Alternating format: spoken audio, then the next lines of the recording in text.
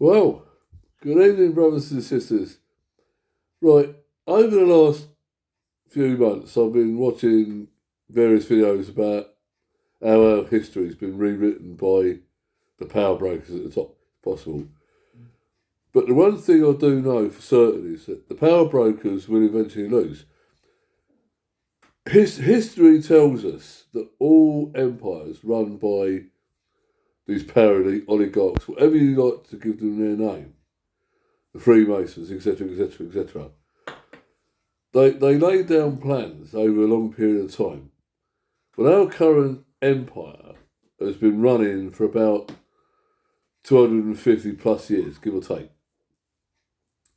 Now, Klaus Schwab, the current head puppet of the elites, people think he's in charge, so he's just another puppet from the people who are really in charge. The plan is that by 2030, you will own nothing and be happy. I don't know. And you will all have a digital ID, and there will be a world single government, a world single currency, one world language, one world this, one world that, one world bullshit. Anyway, so Klaus Schwab is the current frontman. Now, why do I think they'll fail? Because they all do. This system that exists now is no different.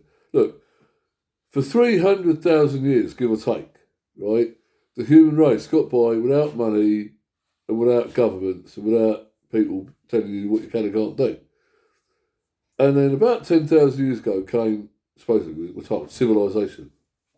Whatever civilization is, I've still yet to figure that out. But it will fail. Look, they will attempt, with all that's going on, the Ukraine thing and all the rest of the bullshit, which is all part of the sort of Hollywood theatre system, right? It's all it is, it's Hollywood theatre. They will attempt, and they may succeed in introducing their digital currency for a short while.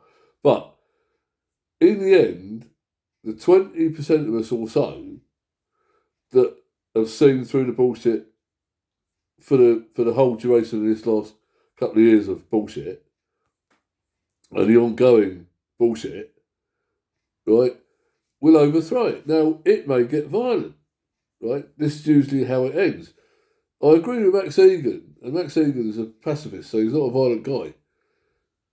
But as he said, in the end, protests in the streets are no good.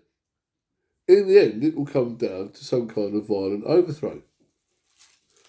Now, I'm ready for it if it occurs. I hope it don't, to be honest. I hope that they would just disappear up their own anuses and run away to their underground cities or whatever they've built with the $240 trillion they've printed in the last year. Now, that brings me to another point. Inflation. Maxine was doing an article earlier on that inflation is going to hit 7%. 7%? It's probably running at about 400.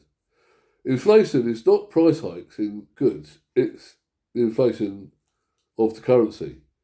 And the currency, what they call money, has been printed into oblivion.